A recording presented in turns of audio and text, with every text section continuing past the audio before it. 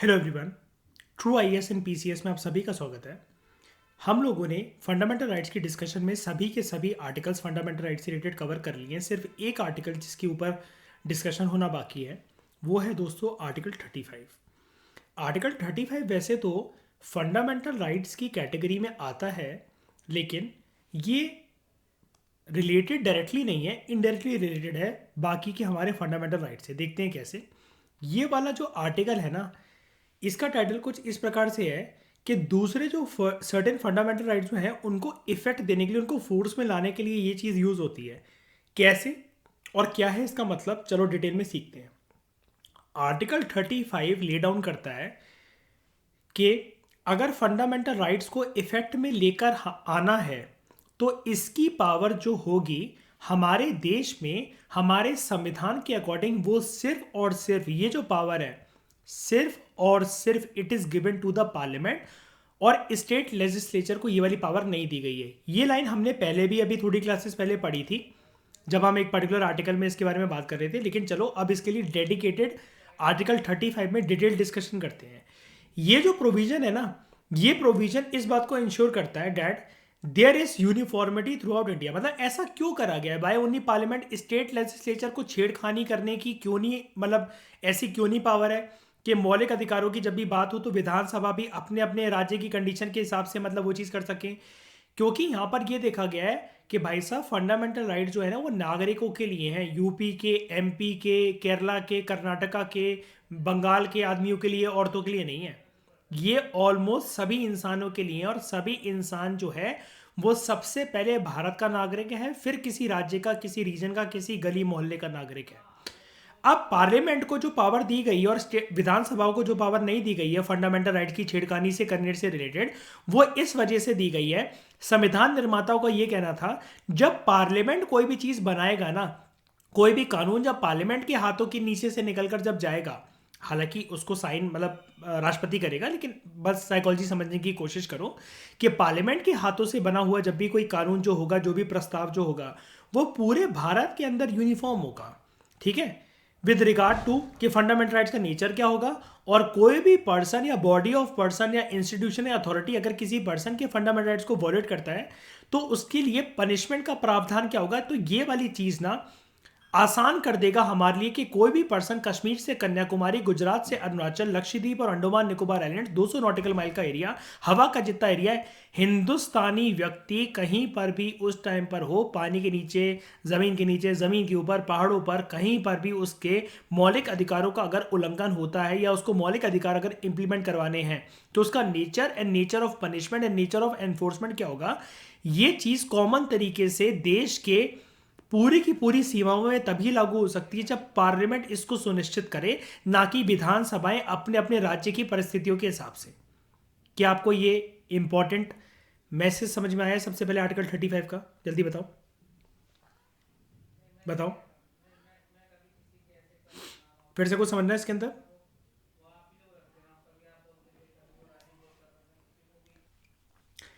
Article 35 Sugandha ये बोलता है, सुगंधा जो आपका डाउट है कि एक बारी फिर से बता दो, वो ये बोल रहा है, इजी सी बात है कि जब पार्लियामेंट, देखो पार्लियामेंट किसके लिए है? पार्लियामेंट जम्मू एंड कश्मीर के लिए है, तुम बंगालियों के लिए है, एमपी के लोगों के लिए है, बिहारियों के लिए है, किसके लिए पार्लियामेंट?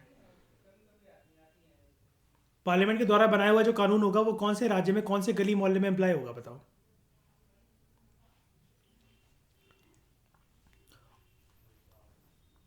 और सौगंधा अगर दीदी कोई कानून बना रही है तो अगर वहां पर विधानसभा, तो हाँ हमारा स्टेट नहीं, क्या तुम शहनशाह आलम हो उधर के? ठीक है। दीदी अगर कानून बना रही हैं, ममता बनर्जी जी, तो वो वेस्ट बंगाल के अंदर ही मतलब इम्प्लीमेंट होगा, राइट।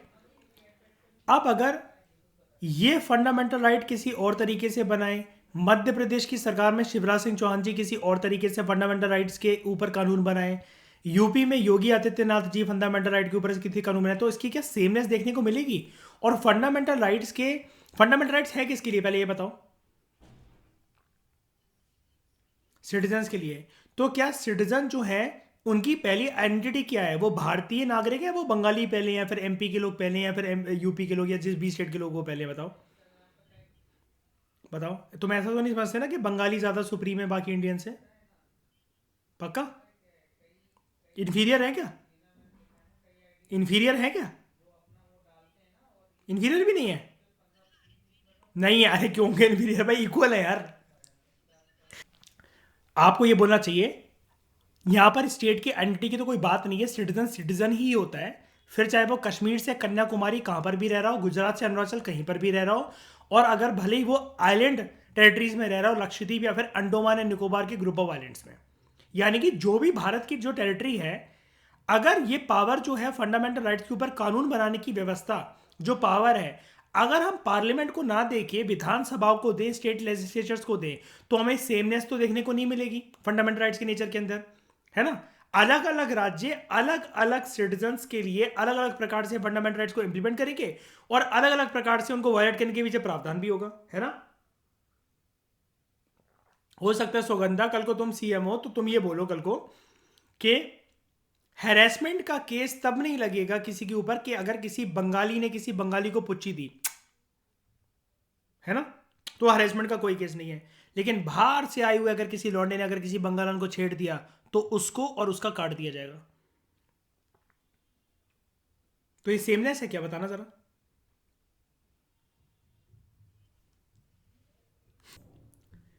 तो अब समझ में आया, बताओ। तो अगर हमें फंडामेंटल राइट्स के कंटेक्स्ट में, अगर मेरा आखिरी सवाल आप सबसे मजाक को साइड हटाते हुए, क्या इसके अंतर्गत हमें सेमनेस चाहिए या फिर हमें अलग अलग प्रकार से फंडामेंटल राइट्स की इंटरप्रिटेशन चाहिए, बताओ। सेमनेस चाहिए, क्योंकि फंडामेंटल राइट एक ऐसा टॉपिक है जो कि क्या सिर्फ केरला के लोगों को प्रभावित करता है, क्या सिर्फ पंजाब के लोगों को प्रभावित करता है, क्या सिर्फ मणिपुर में रह रहे हुए नागरिकों को प्रभावित करता है, इसका मुद्दा नहीं ना। आप समझ गए, ये पावर आर्टिकल 35 के अंतर्गत जो फंडामेंटल राइट्स के ऊपर कोई भी कानून वगैरह बनाने, तो ये अधिकार सिर्फ किसको दिया जाएगा? किसको दिया हुआ है, सॉरी, दिया नहीं जाएगा, दिया हुआ है। नहीं नहीं, पागल हो गए हो, पार्लियामेंट को। ठीक है, पार्लियामेंट को, स्टेट लेजिस्लेचर को नहीं है, मतलब विधानसभा को नहीं है, ओके। उसके बाद इन दिस डायरेक्शन आर्टिकल 35 के अंतर्गत कुछ प्रोविजंस है, ठीक है। कोई बात नहीं, चाहते सौगंधा को डाउट आया, वैसे बाकियों को भी आ सकते हैं। आप लोगों का कोई डाउट है? मिसबा, आपका कोई डाउट? शाइनी, आपका? फिर parliament shall have and the state legislature of a particular state shall not have the power to make laws with respect to following matters. क्या क्या है वो मैटर? नंबर 1, पार्लियामेंट ना एक तो रेसिडेंस को एक कंडीशन के तौर पर रख सकता है, क्योंकि देखो, right to reside in any part of a country एक मौलिक अधिकार है, ठीक है। और जम्मू एंड कश्मीर का जो स्पेशल राइट था शायद आर्टिकल 370 के अंतर्गत, इसको भी हटा दिया गया है। कब, कौन से साल में? 2019 के अंदर। तो अभी वो होता है, रेसिडेंस ऐसा अगर कंडीशन है तो बिस्में कोई ये पर्सन ये क्लेम कर सकता है ना कि अगर रेसिडेंस अगर मेरा मौलिक अधिकार है, तो फिर मैं वहां पर जाके प्रॉपर्टी वगैरह बनाकर या कैसे भी करके उस राज्य में रहने लग जाता हूं, और यहां से अपने स्टेट से सारे की सारे लॉन्डो और लॉन्डिया की फोर्स ले जाऊंगा, और सबको स्टेट पीएससी दिलवाकर सबको डीएसपी एसडीएम बना दूंगा। आ सकता है कि नहीं आ सकता, ऐसा किसी के मन में, बताओ। तो तो यहां पर proper residence as a condition को, कि आप प्रॉपर वहीं पर बॉर्न हुए हो, आपका घर हो, वहां पर आपकी प्रॉपर्टी हो, कुछ इस प्रकार की कंडीशन जो है वो लगाई जा सकती हैं पार्लियामेंट के द्वारा सर्टेन एम्प्लॉयमेंट्स के लिए, सर्टेन अपॉइंटमेंट के लिए, राज्य में या केंद्र शासित प्रदेश में, स्टेट में या फिर यूनियन टेरेटरी। यूनियन टेरेटरी को हिंदी में बोलते हैं केंद्र शासित प्रदेश, because governance of the union territory is in the hands of, शायनी किसके हाथ में होता है यूनियन टेरेटरी की गवर्नेंस? यूनियन गवर्नमेंट के हाथ में, सेंट्रल गवर्नमेंट के हाथ में, या फिर लोकल अथॉरिटी या दूसरी अथॉरिटी के लिए। ये चीज क्यों करा जाता है, रेसिडेंस को कंडीशन क्यों लगाया गया है? ताकि यहां पर फायदा ज्यादा किसको मिले, थोड़ा सा लोकल लोगों को, लोकल लोगों को, उस स्टेट के जो लोकल लोग हैं। रेसिडेंट तो जो है उसी राज्य के होंगे, शायनी, है ना। लेकिन बाहर से अगर ऐसे सब लोग आ गए तो ये लोग कहां जाएंगे फिर, बताओ। असम के अंदर शाइनी जो एक कांस्टेंट डिमांड चल रही है कि इसको आइडेंटिफाई कर कर बॉर्डर बॉर्डर के दरवाजे खोलकर वापस भेजने की बात चल रही है। कौन है वो लोग जो आके ये कहते हैं कि असम के अंदर लोकल जॉब्स उन्होंने पाली थी और असम के नागरिक बड़े परेशान है उनसे पिछले लगभग 3-4 टिकट से? कौन है वो लोग? बांग्लादेशी रेफ्यूजीज, है ना? आर्टिकल 16 में ऐसा बोला हुआ है, ये हमने देखा था। उसके बाद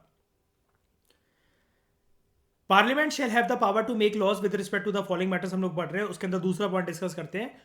कोर्ट्स को एम्पावर करा जा सकता है other than the supreme court and high court के वो डायरेक्शन ऑर्डर्स और रिट्स इशू कर सके अंडर आर्टिकल 32। याद है हमने पढ़ा था रिट्स इशू करने की पावर, लेकिन अभी फिलहाल किसके पास है? क्या कोई लोग, क्या कभी भी किसी टेम्पररी तौर पर भी लोकल कोर्ट को दी गई ये वाली पावर? क्या नहीं, ठीक है। उसके बाद पार्लियामेंट के पास और क्या पावर है? पार्लियामेंट रिस्ट्रिक्ट कर सकता है या एब्रोगेट कर सकता है फंडामेंटल राइट्स की एप्लीकेशन को, कि अगर कोई आर्म्ड फोर्सेस, पुलिस फोर्सेस या एफिलिएटेड फोर्सेस जो है उसका अगर मेंबर है। तो ये भी हमने देखा था आर्टिकल 33 के अंतर्गत। क्या ये मीडिया वगैरह पे आकर अपनी रिप्रेजेंटेशन वगैरह दे सकते हैं? बताओ। नहीं नहीं मयूर, तुम लेक्चर में नहीं थे, फालतू बातें नहीं, ठीक है, नहीं दे सकते। उसके बाद जहां पर मार्शल लॉ किसी भी एरिया के अंदर लगा हो अंडर आर्टिकल 34, तो गवर्नमेंट सर्वेंट को इंडेमनीफाई करा जा सकता है, उसको इम्यूनिटी दी जा सकती है कि वो कुछ भी हरकतें करे उसके खिलाफ कोई भी कार्रवाई नहीं होगी। और क्या ये चीज देश के किसी भी कोर्ट में, सुप्रीम कोर्ट में चैलेंज करी जा सकती है under article, under using the power of judicial review? नहीं करी जा सकती। ये कौन बोल रहा है? हाँ आना, जरा सामने आना। आओ तुम्हें यूट्यूब पे फेमस करते हैं। हाँ हाँ जी, हाँ हाँ उड़ीसा, क्या हो गया? नहीं नहीं, जो जो हेले ले लो लो लो नहीं, ठीक है, ऐसा नहीं करा जा सकता, तो नहीं करा जा सकता, ठीक है। इधर उधर की बातें नहीं। हैप्पी बर्थडे तो कई बार भी केक नहीं काटने लगना है। उसके बाद parliament shall have an state legislature of a particular, मतलब लेजिस्लेचर जो है किसी पर्टिकुलर स्टेट की, it shall not have the power to make laws, कि वो पनिशमेंट प्रिस्क्राइब कर सके उन एक्ट्स के लिए जिनको ऑफेंसेस के तौर पर डिक्लेयर करा गया है, और वो ऑफेंसेस जो कि फंडामेंटल राइट्स के लिए हुए हैं कंडक्ट, ठीक है। तो पार्लियामेंट प्रिस्क्राइब कर सकता है, पार्लियामेंट के पास ही पावर है कि ऐसे लॉज को प्रिस्क्राइब करना कि अगर फंडामेंटल राइट्स का उल्लंघन हुआ है, वॉयलेशन हुआ है, तो उसके लिए पनिशमेंट, ठीक है, प्रिस्क्राइब करना।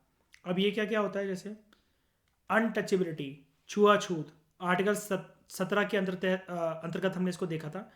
Traffic in human beings and force labour. Shiny बताओ क्या है इसका मतलब? Further parliament shall after the commencement of the constitution, ये भी बहुत चीज बोली गई है कि जब से कॉन्स्टिट्यूशन कमेंस हुआ है। अच्छा मुझे एक बात बता रहा, ये जो कॉन्स्टिट्यूशन है कब से कमेंस हुआ है?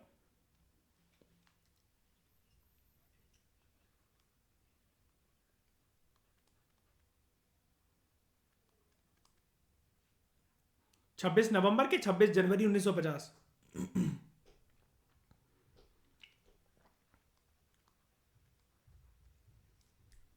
Parliament after the commencement of the constitution make laws for prescribing punishment for the above acts. तो ये ऑब्लिगेटरी हो जाता है पार्लियामेंट के पार्ट के ऊपर,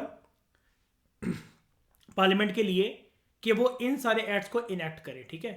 और ये वाली चीज जो है ना दोस्तों, कॉन्स्टिट्यूशन जो एक प्रकार से लागू होना शुरू है, वो फोर्स में आया। तो फोर्स की जब भी बात हो ना, तो वो होता है 26 जनवरी 1950, ठीक है। उसके बाद कोई भी law, any law in force at the commencement of the constitution, जब कॉन्स्टिट्यूशन जो है उसका कमेंसमेंट हो चुका है, स्टार्ट हो चुका है, मतलब वो एक तरीके से बन चुका है पूरा का पूरा, कोई भी लॉ जो है अगर उस टाइम पर वो फोर्स में रहता है, ऊपर वाले सारे मैटर्स जो कि हमें स्पेसिफाई करे गए हैं उनको देखते हुए, ठीक है। तो with respect to any of the matters above specified above is to continue in force, वो कंटिन्यू रहेंगे जब तक, कब तक कंटिन्यू रहेंगे? जब तक पार्लियामेंट के द्वारा उनकी ऑल्टरेशन, उनकी रिपील या फिर उनकी अमेंडमेंट नहीं होती है। लेकिन यहां पर कीवर्ड क्या है? पार्लियामेंट के द्वारा ऑल्टरेशन, रिपील और अमेंडमेंट नहीं होती है, ना कि स्टेट लेजिस्लेचर के द्वारा।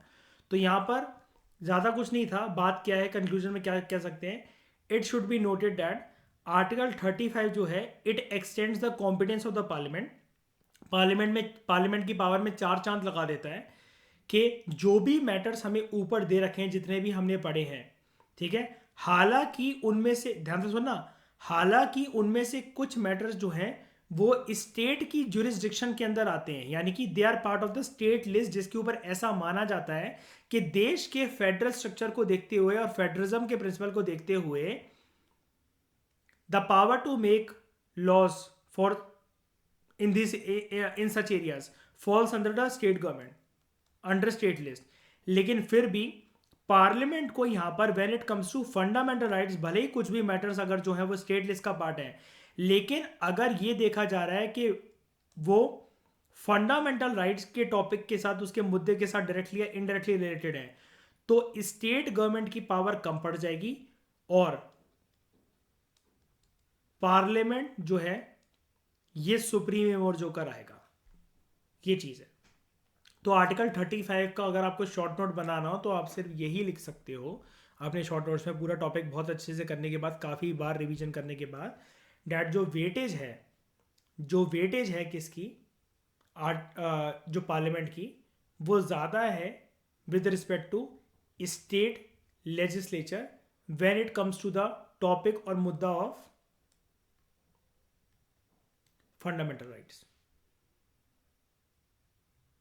तो इस डिस्कशन में दोस्तों फिलहाल इतना ही। Thank you very much for discussion.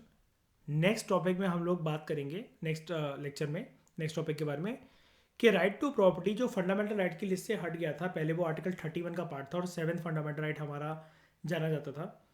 अब जो ये हट गया है तो अब इसकी प्रेजेंट पोजीशन है क्या।